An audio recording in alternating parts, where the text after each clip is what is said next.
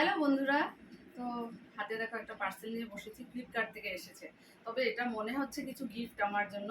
তো চলো আনবক্সিং করি।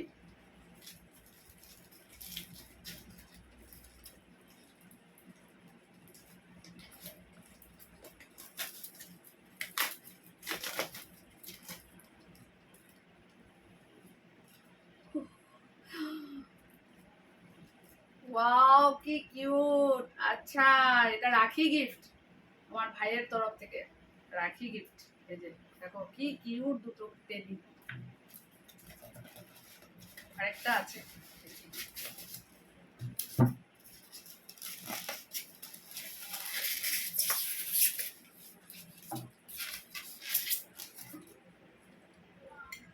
আচ্ছা, দেখো কত সুন্দর।